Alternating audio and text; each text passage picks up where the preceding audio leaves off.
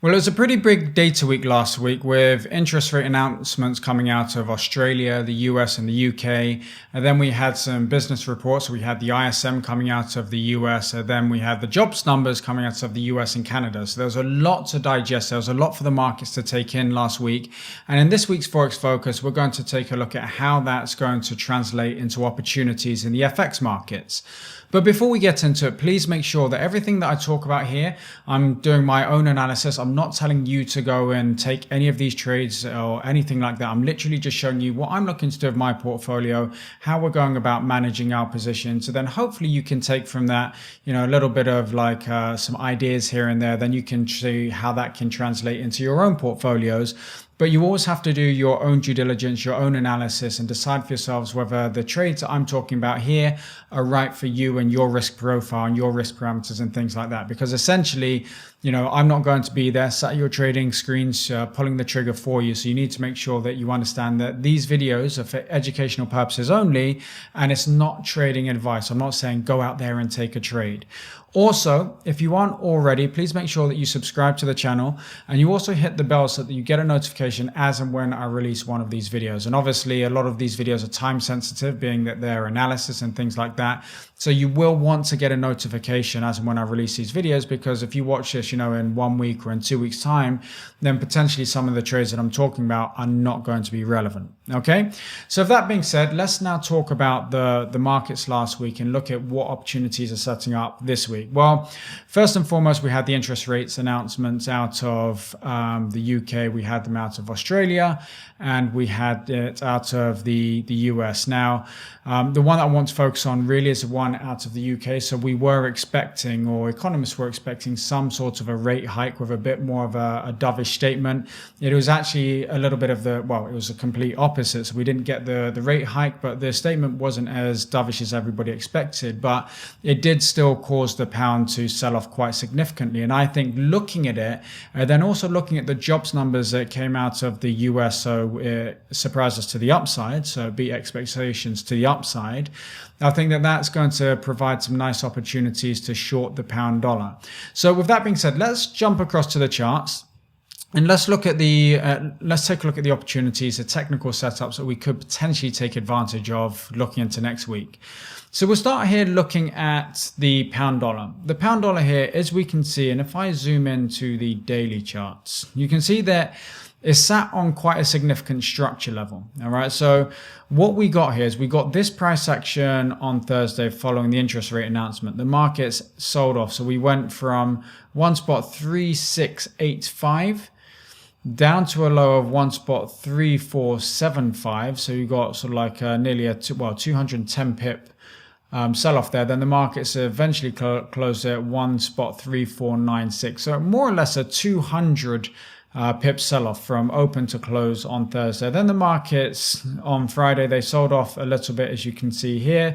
But then it came down to this big level of support at 1.3415. And at that level there, the markets then were bought back. So right now we're playing with this support level, which is a big area of interest for me. I think that if the fundamentals are going to play out, then what we will see is a break beneath this level. And once we get a break beneath that level, then I will start looking for selling opportunities. At the moment, there aren't any selling opportunities. We've just kind of got a little bit of an idea. We've got a directional bias, if you like, of where we expect the markets to go. But we don't trade just based on expectations. We need to see the price action, the technical sort of align with that in order for us to take the trade. So we can take all of our ideas, looking at the fundamentals, we can generate, our expectations and things like that. But you can't actually just act because you think something is going to happen. You can have the idea, you can have the theory, but then you need to wait for the markets, for the charts to play themselves out and to confirm your idea. And that's when you look to get involved in the trade. Okay. So with regards to the pound dollar, there isn't anything at the moment. As I said, we're playing with a very strong level of structure. We've got the structure high at 1.3422, or just a little bit higher than that actually, at 1.3480. And then we've got so that previous level of resistance is now acting as support. It acted as support again. So really pay attention to this level going into next week, because if we get a break beneath that level, then that could open up the trapdoors here and we can see the pound dollar sell off and go significantly lower. If it doesn't do that and we get a bullish momentum candle here, okay, in conjunction with this sort of more of a, well, it's quite bullish, but it's an indecision candle there, then potentially we will see the market trade up. But I do think that the upside potential in the pound dollar is limited for the moment anyway. So even if we do get up to 1.3831, potentially we'll get a sell off from there. But really, this is the area that I'm looking to act on. Then if we look at the Australian dollar, so we've got the Aussie CAD here. And what I want you to take a look at is, first of all, we've got the market sort of trending lower. Okay, so if I put in this, we can see that the market is creating lower highs. Over here, it looks like we could have a bit of a basing formation. So potentially the markets might look to turn around at this area here, because we can see that the highs, you know, whereas the market, when it broke through the lows, it was going, there were momentum moves. Now the breaks through, they're getting smaller and smaller until this point here, we got a sort of double bottom at this area of the chart here. Then the market started to break up. So there's a couple of things that we could do here. I actually think that we're probably going to get a sell-off. All right, so I'll jump down to a lower time frame and I'll show you what I'm looking to do here. If we take a look at the Aussie CAD, I think that potentially if we get a momentum candle, if you guys are trading the market edge and we get the momentum candle, the trigger, the momentum and the trend, if they all then turn red, then we can take a nice short trade down towards this previous level of support over here. Okay, if we're going to be looking to buy the market, then really we need to see the market get out and above this resistance level over here. But I don't necessarily think that will play out next week. Even if it does occur, I think it will take more than a week for the market to get up to that level and then break through it. So going into next week, I'm looking for a momentum candle to the downside and then waiting for the rest of the market edge to kind of line up. And then I'll be looking for a shorting opportunity there. If we then go to the Aussie yen, this is an even better looking opportunity. Now, let's get the context again. So we'll go out to the daily chart. Now, some of you may be looking at this thinking, that's a 4-hour chart again. That's what you're thinking. No. If we go across to the daily chart here, you'll be thinking, well, actually, really the trend is to the upside. We've got this big move to the upside here. The market then sells off a bit, comes here, breaks structure, as we can see there, and then breaks to the upside. So why would I be looking for a short? Well, I'm not saying that the trend is going to change. I'm not saying that we don't see higher highs, so the market move on to that level, you know, do something like that. But where we are right now, and given the disappointments of the markets last week to do with the RBA announcement and things like that, I think we will see some short-term moves to the downside. So there could be an opportunity to take a bit of a tactical short here. All right. And what I'll be looking for is for the market to come down to the previous level of support, somewhere around that area, okay, or maybe down towards the trigger line over here, something like that. But I do expect the market to sell off a little bit before it then goes and starts to rally. So if I go down to the shorter term time frame, let's have a look here. So what we can see on the 4-hour charts, obviously, we can see that we've got the trigger is red. We can see momentum's red, trend is red. So really, I would be looking for a little bit of a breakdown of this area here. We can see that we've got a bit of a support level in there like that. If that area can be broken, we get a momentum candle. It's not just kind of spike through and break back up, but you want a momentum candle.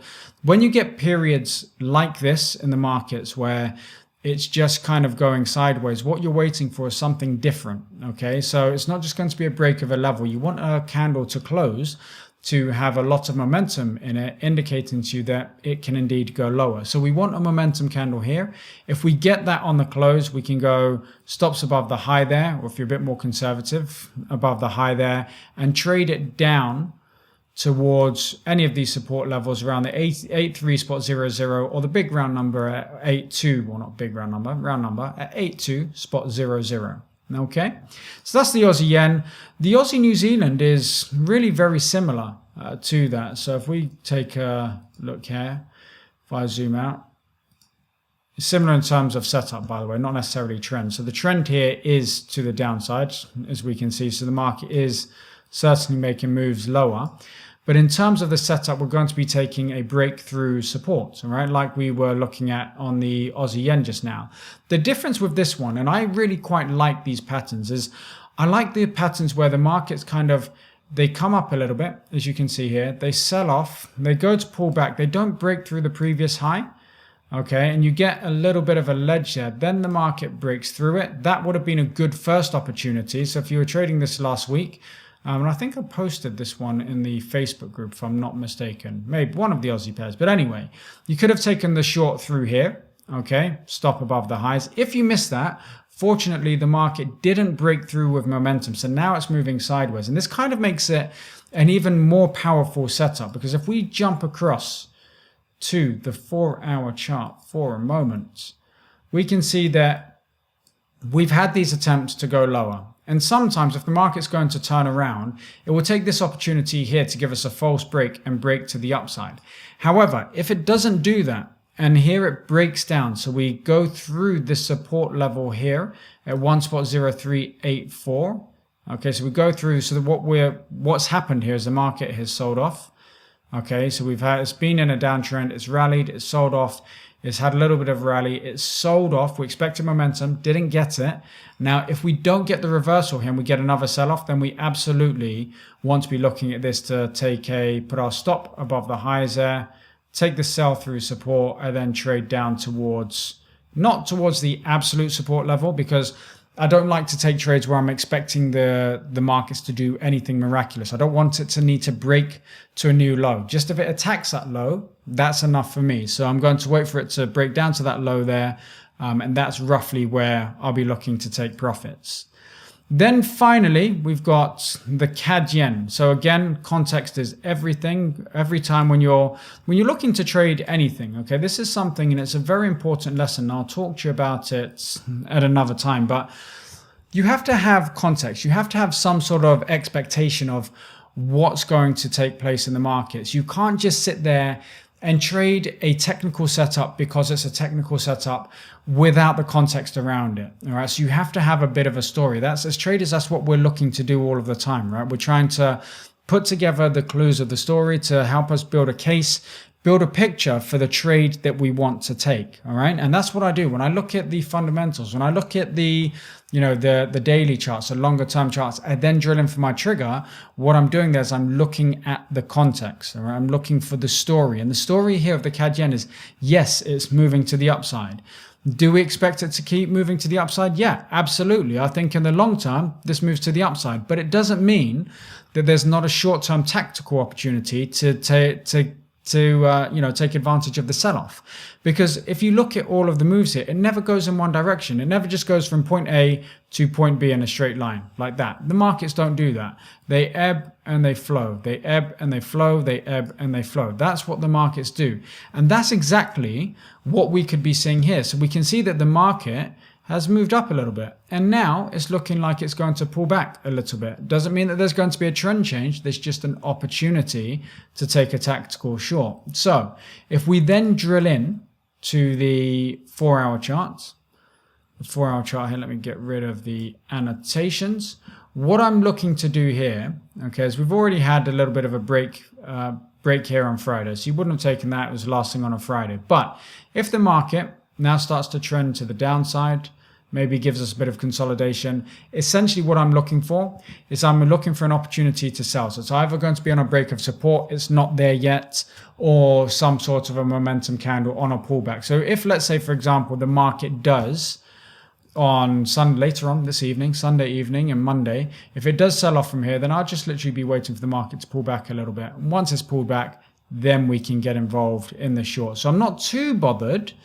If it does sell off a little bit already, I don't think that I've missed the opportunity, because I think that the market it's not going to attack these immediate lows here, but I think that it will give us a little bit more of a pronounced pullback before the CAD yen then starts on its merry way and starts, obviously rallying to the upside. Okay, so that's it. They are the opportunities that I wanted to talk to you in this week's Forex Focus. I hope you enjoyed them. Please remember, subscribe to the channel. If you like this analysis and you want more of it, I try to do a midweek update as well. So subscribe to the channel, hit the bell so that you get a notification. Also, if you like the video, please give it a thumbs up. That would be much appreciated. And any questions, post them beneath the video. I always welcome questions. So if you have a question about any of the trades here, or maybe there's something else that you're looking at, please feel free to post a question. I'll give you my answer. But remember that it's always my own analysis for my own portfolio. I'm not telling you to go and do anything like this. This is for educational purposes only. Okay. So thank you so much for watching. I really appreciate your time, and I will look forward to speaking to you or seeing you on the next video. Take care now and happy trading.